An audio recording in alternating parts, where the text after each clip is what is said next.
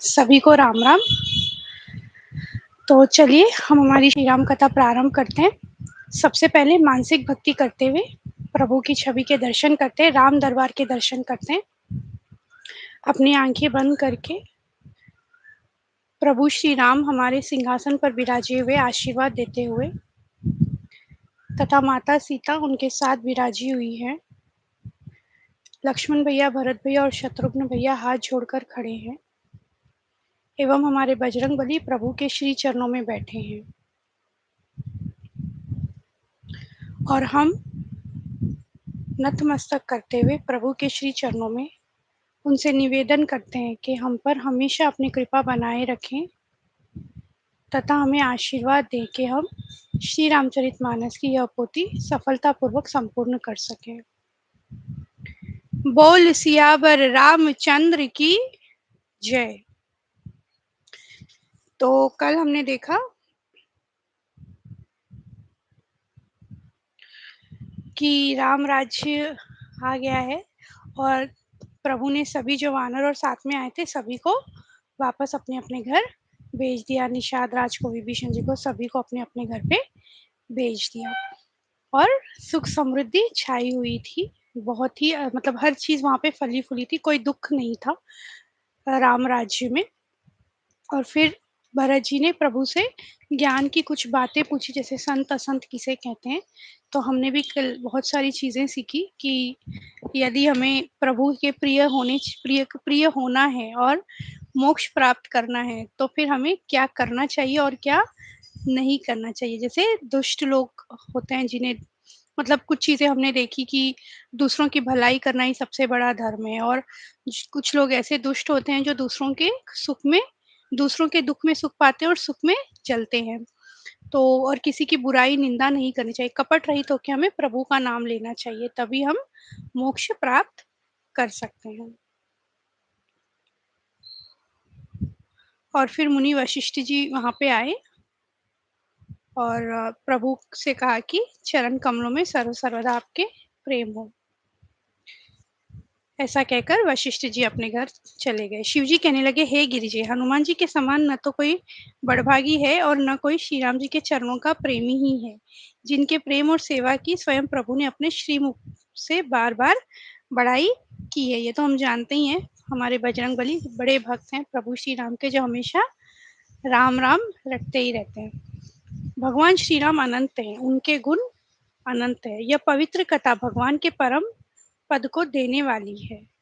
इसे सुनने से अविचल भक्ति प्राप्त होती है। हे उमा, मैंने वह सब सुंदर कथा कही जो काकभूषणी जी ने गरुड़ जी को सुनाई थी। तो हमारे महादेव ने जैसे पार्वती माता से सभी कथा कह सुनाई, कौन सी? जो कि काकभूषणी जी ने गरुड़ देव से कही थी। हे कृपाधाम, अब आपकी कृपा से मैं कृतकृत हो गई, अब मुझे मोह नहीं रह गया। हे प्रभु, मैं सच्चिदानंद घन प्रभु श्री राम जी के प्रताप को जान गई हूँ। हमारी माता उमा कह रही है, हमारी माता पार्वती जी कह रही है।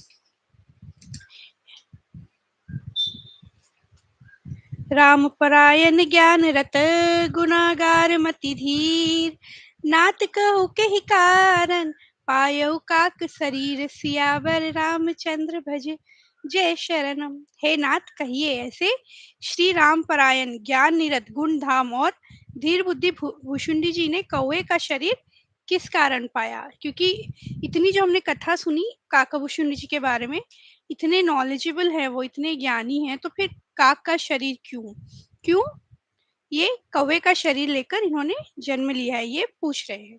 हे कृपालु, बताइए उस कौवे ने प्रभु का यह पवित्र और सुंदर चरित्र कहाँ पाया? और हे कामदेव के शत्रु यानी कि शिव जी, यह भी बताइए आपने इसे किस प्रकार सुना? मुझे बड़ा भारी कौतूहल हो रहा है। गरुड़ जी तो महान ज्ञानी सद्गुणों की राशि, श्री हरि के सेवक और उनके अत्यंत निकट रहने वाले उनके वाहन हैं। उन्होंने मुनियों के समूह को छोड़कर कौवे से जाकर हरि कथा किस कारण सुनी? तो काकभूषुंडी जी का जो इम्पोर्टेंस है, जो महत्वता है, वो अब हम जानेंगे कि एक कौवा थे वो तो, और फिर भी प्रभु श्री राम की कथा कह रहे थे, जिनसे खुद शिव जी ने सुनी, महादेव ने सुनी और गरुड़ जी ने भी सुनी। गरुड़ जी तो जो विष्णु जी के बिल्कुल पास रहते हैं, उनका वाहन है, मतलब उनकी उनका व्हीकल है। कहिए काकभूषुंडी और गरुड़ इन दोनों हरि भक्तों की बातचीत किस प्रकार हुई? पार्वती जी का सरल सुंदर वाणी सुनकर शिवजी सुख पाकर आदर के साथ बोले, हे सती, तुम धन्य हो, तुम्हारी बुद्धि अत्यंत पवित्र है। श्री रघुनाथ जी के चरणों में तुम्हारा कम प्रेम नहीं है। अब वह परम पवित्र इतिहास सुनो, जिसे सुनने से सारे लोग के भ्रम का नाश हो जाता है। पक्षीराज ऐसी है प्रश्न भी विहंग पति किन्हीं काग सन जाई, सो सब सादर कय सुनहु, उमा मन लाई, सियावर रामचंद्र भज जय शरणम। अब कथा सुनिए कि कैसे काकभूषण जी से प्राय ऐसे ही प्रश्न किए थे कि इन्होंने गरुड़ जी ने, जैसे कि पार्वती जी ने किए थे शिव जी से। पहले तुम्हारा अवतार दक्ष के घर हुआ था, तब तुम्हारा नाम सती था। अब प्रभु कथा कह रहे हैं, अब विष्णु शिव जी हमारे कथा कह रहे हैं। सुमेरु पर्वत के उत्तर दिशा में और भी दूर एक बहुत ही सुंदर नील पर्वत है, उसके सुंदर स्वर्ण में शिखर है। उनमें से 4 सुंदर शिखर मेरे मन को बहुत ही अच्छे लगे।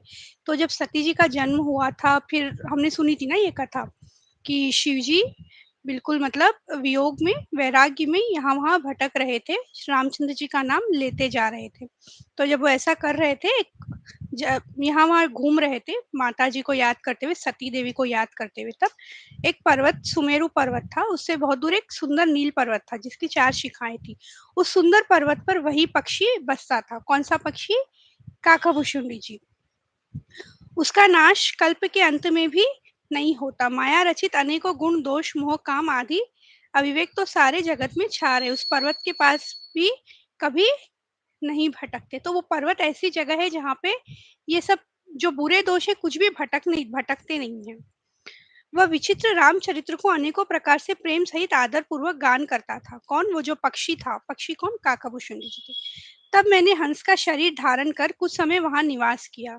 तब कछुकाल मराल तनु धरित कीन्ह निवास, सादर सुनि रघुपति गुण, पुनि आयऊ कैलास, सियावर रामचंद्र भज जय शरणम। तब मैंने हंस का शरीर धारण कर कुछ समय वहीं निवास किया एवं श्री रघुनाथ जी के गुणों को आदर सहित सुनकर फिर कैलाश को लौट आया।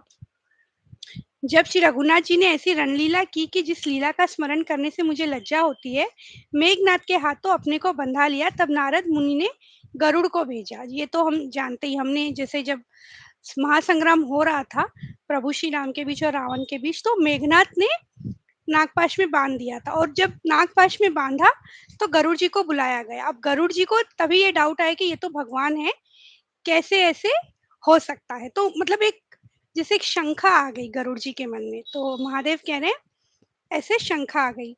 सर्पों के भक्षक गरुड़ जी बंधन काट कर गए, तब उनके हृदय में बड़ा भारी विषाद उत्पन्न हुआ।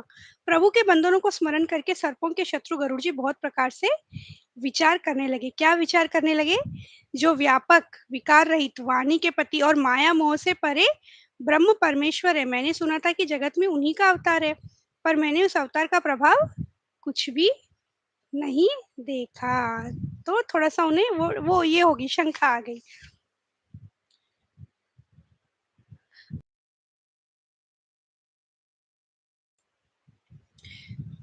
तो महादेव कह रहे हैं मन में कुतर्क बढ़ाकर वे तुम्हारी भांति मोहवश हो गए थे। कौन हो गए थे मोहवश? हमारे गरुड़ देव। क्योंकि जब नागपाश का छुड़ाया था ना, तब तो व्याकुल होकर वे देवर्षि नारद जी के पास गए और मन में जो संदेह था वह उन्होंने कह दिया। तब नारद जी को अत्यंत दया आई और उन्होंने कहा, श्री राम जी की माया तो बड़ी ही बलवती है, और हे गरुड़, आपके हृदय में बड़ा भारी मोह उत्पन्न हो गया है। तो मोह ऐसी चीज है कि जो पुण्य हमने किया है सारा का सारा हमारा खत्म ही हो जाए, तो मोह उत्पन्न नहीं होना चाहिए। तो यहाँ पे गरुड़ देव के मन में वो मोह उत्पन्न हो गया। यह मेरे समझाने से तुरंत ही नहीं मिटेगा, नारद मुनि कह रहे हैं। अतः हे पक्षीराज, आप ब्रह्मा जी के पास जाइए और वहां जिस काम के लिए आदेश मिले वही कीजिएगा। ऐसा कहकर उन्होंने राम जी का गुणगान गाया और बारंबार श्री हरि का माया का बल वर्णन करते हुए चले गए। तब गरुड़देव पक्षीराज जो थे, उन्होंने ब्रह्मा जी के पास गए और फिर अपना संदेह सब सुनाया। उसे सुनकर ब्रह्मा जी ने श्री रामचंद्र जी को सिर नवाया और उनके प्रताप को समझकर उनके अत्यंत प्रेम छा गया। अब तदंतर ब्रह्मा जी सुंदर वाणी बोले, श्री राम जी की महिमा को महादेव जी जानते हैं, क्योंकि महादेव के इष्ट प्रभु श्री राम हैं। तो ब्रह्मा जी ने डायरेक्ट किया शिव जी के पास, हे गरुड़ तुम शंकर जी के पास जाओ, वही तुम्हारा संदेह दूर करेंगे। अब शंकर जी के पास गए, शिव जी कहने लगे गरुड़ पक्षीराज गरुड़ से कि हे भाई, जहाँ प्रतिदिन हरि कथा होती है तुमको मैं वहीं भेजता हूँ। प्रतिदिन यानी कि नित्य पाठ हर रोज तुम जाकर उसे सुनो, उसे सुनते ही तुम्हारा सब संदेह दूर हो जाएगा और तुम श्री राम जी के चरणों में अत्यंत प्रेम तुम्हें हो जाएगा। तो वहीं जाइए जहाँ नित्य कथा होती है। और उस समय तो ट्रैवल करना है ना, गरुड़ जी को उस पर्वत पर जाना है जो सुमेरु पर्वत के पास एक नीला पर्वत है, जिसकी शिखर पे काकाभूषुंड जी रहते हैं, वहां गरुड़ जी को जाना है। हमें तो सब ऑनलाइन ही बैठे बैठे आजकल सारी सुविधाएं मिल रही है। श्री राम कथा हम ऑनलाइन भी सुन ही सकते हैं, जैसे यहाँ सुन रहे श्रवण कर रहे। तो जितना हो सकता है प्रभु के नाम का श्रवण करें, श्री रामचरित्र का श्रवण अवश्य करें। कह रहे हैं सत्संग के बिना हरि की कथा सुनने को नहीं मिलती, उसके बिना मोह नहीं भागता, और मोह के गए बिना तो श्री राम जी के चरणों में दृढ़ प्रेम नहीं होता। ये तो हम समझ ही गए अभी तक। बिनु सतसंग न हरि कथा, ते बिनु मोह न भाग, मोह गए बिनु राम पद, होई न दृढ़ अनुराग, सियावर रामचंद्र भज जय शरणम। फिर कहा कि वहां पे आप नील पर्वत पर जाइए और वहां पे काकाभूषुंड जी रहेंगे। उसने कभी अभिमान किया होगा जिसको कृपानिधान श्री राम जी नष्ट करना चाहते थे। अभिमान आ गया तो नष्ट तो करना ही है। किसी को ये लग गया कि मैं ही हूँ, तो फिर तो वो बर्बादी होने वाला है। इसीलिए प्रभु उसे तत्काल ही दूर कर देते हैं। जिसको जैसे हमने देखा था, नारद मुनि की कथा भी हमने सुनी थी। उन्हें ये लगा कि एक बार जब माया रची गई कि मुझे यही राजकुमारी चाहिए एंड ऑल दैट, तो प्रभु ने उनकी माया दूर कर दी थी। उनका जो अभिमान था वो दूर कर दिया था माया रच के। यहाँ पे भी पक्षीराज को कुछ अभिमान हुआ है, तभी प्रभु उसे नष्ट करना चाह रहे हैं। फिर कुछ इस कारण भी मैंने उसको अपने पास नहीं रखा कि पक्षी पक्षी की ही बोली समझते हैं। शिव जी कह रहे हैं एक रीजन ये था, मतलब एक तो रीजन ये था कि प्रभु मुझे चाहते थे मैं वहां भी जाऊं, और दूसरा पक्षी पक्षी की भाषा बहुत अच्छे से समझेगा, क्योंकि काकाभूषुंड जी भी पक्षी हैं और गरुड़ जी भी पक्षी हैं, मतलब सेम फ्रेटर्निटी के हैं, तो जल्दी समझ जाएंगे। इसीलिए मैंने छोड़ दिया। हे भवानी, प्रभु की माया बलवती है, ऐसा कौन ज्ञानी है जिसे वह न मोह ले। अब शिवजी ने जैसे ही कहा, गरुड़ जी वहां गए जहां निर्बाध बुद्धि और पूर्ण भक्ति वाले काकाभूषुंड जी बसे थे। हमारे मतलब जो कौवा जिसको हम बोल रहे हैं ना, जिन्होंने ये सारी कथा गरुड़ जी से कही, वो वहां पे पहुंच गए, पक्षीराज गरुड़ जी। पक्षीराज गरुड़ जी ने कोमल वचन कहे, आप तो सदा ही कृतार्थ रूप है, जिनकी बड़ाई स्वयं महादेव जी ने आदर पूर्वक अपने श्रीमुख से की है। कह रहे काकाभूषुंड जी से गरुड़, पक्षीराज गरुड़। अब हे तात, आप मुझे श्री राम जी की अत्यंत पवित्र करने वाली, सदा सुख देने वाली और दुख समूह का नाश करने वाली कथा आदर सहित सुनाइए। मतलब इस तरह से बातचीत शुरू हुई कि आप हमें कथा सुनाइए। फिर भुषुंडी जी तो एकदम उत्साहित हो गए कि प्रभु का नाम बोलने के लिए कोई बोल रहे हैं मुझे श्री राम चरित्र। वो वैसे ही बहुत हर्षित होते थे प्रभु का नाम, प्रभु का चरित्र सुनाने में। नित्य पाठ तो करते ही थे, और ये बहुत ही फिर उत्साह, उन्हें बड़ा ही उत्साह हुआ, और वे श्री रघुनाथ जी के गुणों की कथा कहने लगे। तो इस तरह से जो कथा हमने अभी तक श्री रामचरितमानस में सुनी है, वो सारी कथा उन्होंने कह सुनाई कि मतलब क्या क्या हुआ था, कैसे दशरथ जी के बारे में बताया। फिर कहा कि इस तरह से चारों भाइयों का जन्म हुआ, और जिसमें हमारे प्रभु श्री राम सबसे बड़े थे। और फिर वो बाल्यकाल में अपने गुरुदेव के पास गए सारी पढ़ाई करने के लिए गुरुकुल में, बाण विद्या और सीखने के लिए, और सीख के वापस आए।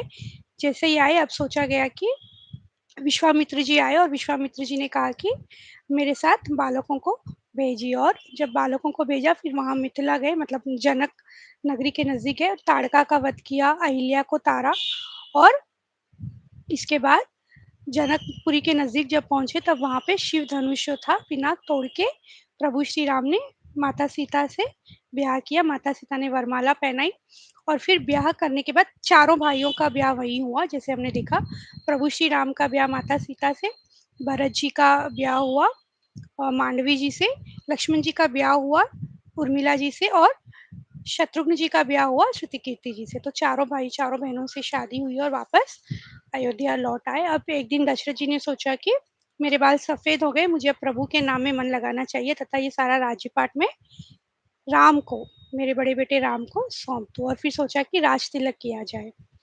और फिर इस तरह से हुआ, मतलब विधि का विधान ऐसा था कि मंथरा के मन में ये बात आई कि राजा को वनवास, श्री राम को राजा न बना के 14 साल वनवास भेजा जाए तथा भरत जी को राजगद्दी मिल जाए। और वही बात उसने कैकेयी को पढ़ा दी, पट्टी पढ़ा दी। और कैकेयी ने यही अपने 2 वर मांग लिए दशरथ जी से और दशरथ जी के पास कोई ऑप्शन ही नहीं था। तो फिर इस प्रकार प्रभु श्री राम हमारे वन को चले गए, 14 साल का वनवास उन्होंने किया।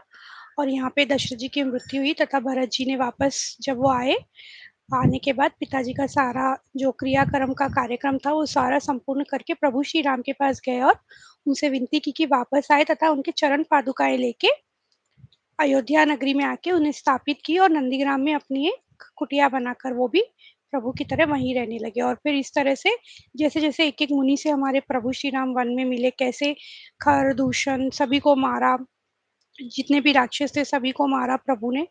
और उसके बाद फिर ये अपने सुर्पनखा का आया।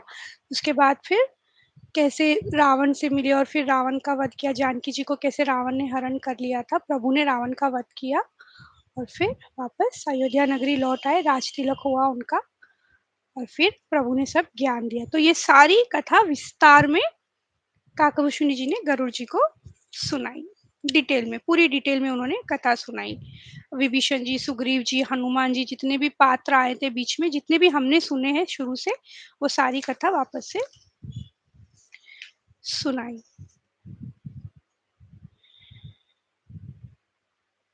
अब बिल्कुल ही लौकिक मनुष्यों का सा चरित्र देखकर मेरे हृदय में भारी संदेह हो गया था। गरुड़ जी कह रहे हैं काकभूषुंडी जी से, मैं अब उस भ्रम संदेह को अपने लिए हित करके समझता हूँ। कृपा निधान ने मुझ पर यह बड़ा अनुग्रह किया है कि मुझे आपके पास भेजा है हरि कथा सुनने के लिए, तो मुझ पे बड़ा ही कृपा की। सुनि विहंग पति बानी सहित विनय अनुराग, पुलक गात लोचन सजल मन हर्षेव अति काग, सियावर रामचंद्र भज जय शरणम। पक्षीराज गरुड़ जी विनय और प्रेम युक्त वाणी सुनकर, पक्षीराज गरुड़ जी की विनय और प्रेम युक्त वाणी सुनकर काकभूषुंडी जी का शरीर पुलकित हो गया, उनके नेत्रों में जल भर आया और वे मन में अत्यंत हर्षित हुए। काकभूषुंडी जी ने फिर कहा, पक्षीराज पर उनका प्रेम कम न था, अर्थात बहुत था। हे नाथ, आप सब प्रकार से मेरे पूज्य और श्री रघुनाथ जी के कृपा पात्र है। हे पक्षीराज, मोह के बहाने श्री रघुनाथ जी ने आपको यहाँ भेजकर मुझे बड़ाई दी है। तो अभिमान नहीं कर रहे, काकभूषुंडी जी कह रहे आपको यहाँ भेजकर तो मुझे बड़ाई दी है प्रभु ने। जगत में ऐसा कौन है जिसे माया न व्यापी हो। फिर माया के बारे में यहाँ पे विस्तार में दिया गया है हमें, और वह माया तो श्री रघुवीर जी की दासी है। यद्यपि समझ लेने पर वह मिथ्या ही है, किंतु वह श्री राम जी की कृपा के बिना छूटती नहीं। माया मतलब जैसे हम देखते हैं ना, ये सब माया ही है, दुनिया जो हम जी रहे हैं आज, ये सब माया ही है, हालिसिनेशन है, ये रियल नहीं है। पर ये हमसे नहीं छूटती जब तक प्रभु की कृपा नहीं होती। किंतु जो प्रभु के भक्त हैं उन्हें ये माया छूती भी नहीं। भगवान प्रभु श्री रामचंद्र जी ने भक्तों के लिए राजा का शरीर धारण किया और साधारण मनुष्य से अनेकों परम पावन चरित्र किए। कैसे, जैसे कोई नट अनेक वेश धारण करके नृत्य करता है और वही वही भाव दिखलाता है, पर स्वयं वह उनमें से कोई भी नहीं होता। देखिए कितनी एक गूढ़मयी बात है, मतलब कितना डेप्थ है इस बात में। यहाँ कह रहे हैं काकभूषुंडी जी की जैसे कोई एक्टर समझ लीजिए ना, हम लोग एक्टिंग देखते ही हैं, मूवीज देखते हैं, सीरियल्स देखते हैं, तो जो एक्टर्स होते हैं वो क्या करते हैं, अलग अलग डिफरेंट डिफरेंट रोल्स होते हैं। जैसे समझ लीजिए कोई एक मूवी ले लेते हैं, मूवी में जैसे सनी देओल है, तो वो एक्चुअल में तो वो सनी देओल ही रहेंगे, लेकिन बॉर्डर मूवी में उनका रोल अलग था। अभी गदर आई है, उसमें उनका रोल अलग है। तो एक एक्टर है और रोल्स अलग अलग है, बट अंदर से वो एक्टर ही है। तो कह रहे हैं जो प्रभु है हमारे, नित्य अवतार लेते हैं, अंदर से तो वो प्रभु ही है, पर अवतार लेते हैं ताकि हमें मार्ग, सही मार्ग हमें दिखा सके, भाव वैसा ही दिखलाते हैं, मतलब जिस वेश में होंगे उसी वेश में वो भाव दिखलाते हैं। तो ये तो प्रभु की माया ही है। काम क्रोध मद लोभ रत गृहासक्त दुख रूप, ते किम जानहि रघुपति ही, मूड परे तम कूप। सियावर रामचंद्र भज जय शरणम। जो काम क्रोध मद और लोभ में रत है और दुख रूप घर में आसक्त है, वे श्री रघुनाथ जी को कैसे जान सकते हैं। वे मूर्ख तो अंधकार रूपी कुएं में पड़े हुए ही हैं। तो मतलब ये काम क्रोध मद और लोभ जो है मनुष्य को नहीं करना चाहिए। अगर प्रभु श्री राम उन्हें चाहिए तो ये सब उन्हें छोड़ना है। हे प्रभु, मुझे जिस प्रकार अब हमारे पक्षीराज गरुड़ कह रहे हैं, हे प्रभु, मुझे जिस प्रकार मोह हुआ वह सब कथा भी आपको सुनाता हूँ। श्री रामचंद्र जी का स्वभाव सुनिए, वे भक्त में अभिमान कभी नहीं रहने देते। अब अब काकाभूषुंडी जी अपनी कथा भी सुना रहे। गरुड़ जी की कथा हमने सुन ली कि उन्हें अभिमान हुआ था, इसीलिए सब डायरेक्ट करते हुए फाइनली वो काकाभूषुंडी जी के पास आए। अब काकाभूषुंडी जी ये बता रहे हैं कि भगवान की कृपा मुझ पर कैसे हुई। कहीं ना कहीं मुझे भी कुछ अभिमान हो गया था, तो प्रभु ने मुझ पे कृपा की। तो अब उनकी कथा कह रहे हैं कि प्रभु भक्त में अभिमान कभी नहीं रहने देते, कभी अभिमान भक्तों में रहने ही नहीं देते। जैसे बच्चे के शरीर में फोड़ा हो जाता है तो माता उसे कठोर हृदय की भांति चीरा डालती है, और प्रभु उसी तरह से भक्तों के मन से अभिमान दूर करते हैं। अर्थात मतलब कितना भी दुख हो, कोई अगर तकलीफ है, थोड़ी ज्यादा तकलीफ देखिए, उस तकलीफ को दूर करना ही बेटर है, ताकि वो तकलीफ और ना बढ़ जाए। तो वैसे ही प्रभु अभिमान जो है उसे दूर करने के लिए अपनी तरह से पूरी कोशिश करते हैं, अपनी तरफ से करते ही हैं कि भक्त का अभिमान दूर हो जाए, ताकि उसके लिए, भले ही उसके लिए भक्त को थोड़ा सा दुख उठाना क्यों ना पड़े, कठोर हो जाते हैं थोड़े से भगवान। अब तब मैं अयोध्यापुरी, ये काकाभूषण जी की कथा हम सुन रहे हैं। तब मैं अयोध्यापुरी जाता हूँ और उनकी बाल लीला देखकर हर्षित होता हूँ। वहां जाकर मैं जन्म महोत्सव देखता हूँ और भगवान की शिशु लीला में लुभाकर 5 वर्ष तक वहीं रहता हूँ। तो अब कह रहे हैं कि भूषुंडी जी की मैं वहीं रह, तो मैं वहां रहता हूँ, उनकी लीलाओं का पूरा आनंद उठाता हूँ। 5 वर्षों तक मैं वहीं रहता हूँ। छोटे से कव्वे का शरीर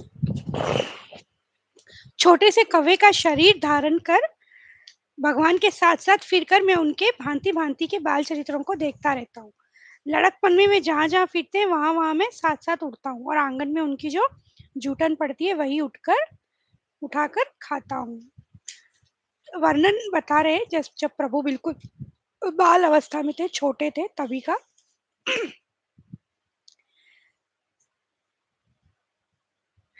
भुशुंडी जी कहने लगे, हे पक्षीराज सुनिए, श्री राम जी का चरित्र सेवकों को सुख देने वाला है। अब तक तो हम समझ ही गए, जो श्रवण कर रहे हैं कि प्रभु की कृपा हम पर है और ये हमें बहुत ही सुख देने वाली है। जैसे मैं हमेशा कहती हूँ, भागते ही रहते हैं हम, बिजी लाइफ से हमारी बिल्कुल हम टाइम नहीं निकाल पाते, बहुत स्ट्रेस होता है सभी को, छोटा बच्चा हो चाहे बड़े लोग हो, कुछ ना कुछ चलते ही रहता है, इतने बिजी हैं हम। प्रभु श्री राम की कथा सुनने से हमें वो सुकून मिलता है, हमें वो शांति, हमें वो आनंद मिलता है, वो सुख मिलता है। तो वही कह रहे सुख देने वाली है। और अब अयोध्या नगरी के बारे में कह रहे हैं, सुंदर आंगन का वर्णन नहीं किया जा सकता, जहाँ चारों भाई नित्य खेलते हैं, चारों भाई खेल रहे हैं, माता को सुख देने वाले बाल विनोद करते हुए श्री रघुनाथ जी आंगन में विचर रहे हैं। तो हमारे प्रभु छोटे से बच्चे बन के यहाँ वहाँ भाग गए और माता उन्हें ढूंढ रही है। हम हमारे यहाँ भी तो होता ही है, बच्चे हमेशा भागते ही रहते हैं और माताएं उन्हें पकड़ने के लिए भागती रहती है, मम्मी उन्हें खिलाने के लिए हो या कोई भी चीज के लिए हो। आजकल तो पापा लोग भी सपोर्ट करते ही हैं। तो यही कह रहे हैं कि सारी लीलाएँ हमारे प्रभु श्री राम वहाँ पे कर रहे हैं और मुझसे बहुत प्रकार के खेल करते हैं, जिन चरित्रों का वर्णन करके मुझे लज्जा आती है। किलकारी मारते हुए जब वे मुझे पकड़ने दौड़ते और मैं भाग चलता तब मुझे पुआ दिखलाते थे। तो एक-एक मतलब बिल्कुल आनंद उठाते हुए भुशुंडी जी, प्रभु जब छोटे बच्चे थे उनकी लीलाओं का वर्णन कर रहे हैं। साधारण बच्चों जैसी लीला देखकर मुझे मोह हो गया। मोह मतलब थोड़ी-सी शंका हो गई इनको भी, किनको? भुशुंडी जी को उस समय कि सच्चिदानंद सच्चिदानंद घन प्रभु यह कौन चरित्र लीला चरित्र यानी कि लीला कर रहे हैं। कोई लीला कर रहे हैं क्या? हे पक्षीराज मन में इतनी शंका लाते ही मतलब जैसे-जैसे सोचा कि ये प्रभु हो सकते हैं क्या? सोचा और श्री रघुनाथ जी के द्वारा प्रेरित माया मुझ पर छा गई। परंतु वो माया न तो मुझे दुःख देने वाली हुई, न दूसरे जीवों को भांति संसार में डालने वाली हुई। मतलब माया तो आ गई पर ज़्यादा नहीं थी, थोड़ी ही माया हुई। हे नाथ यह कुछ दूसरा ही कारण है। हे भगवान के वाहन गरुड़ जी, उसे सावधान होकर सुनिए। श्री राम जी के भजन बिना जो मोक्ष पद चाहता है, वह मनुष्य ज्ञानवान होने पर भी बिना पूंछ और सींग का पशु है। मतलब ज्ञानी है लेकिन प्रभु का नाम नहीं ले रहे हैं, तो फिर बिना पूंछ और सींग वाला पशु जैसा ही हो गया। कोई मतलब नहीं है मतलब कि कितना भी आप ज्ञान प्राप्त कर लो, जब तक आप प्रभु का नाम उसमें ऐड नहीं करेंगे। चलिए आज की कथा का समय यही हो गया है, बाकी हम कल फिर होई है सोई जो राम रच राखा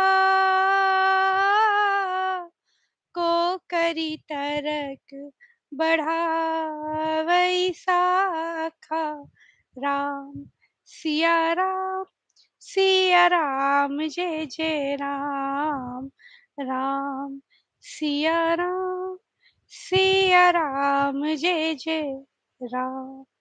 बोल सियावर रामचंद्र की जय। पवन सुत हनुमान की जय। बोलो भाई सब संतन की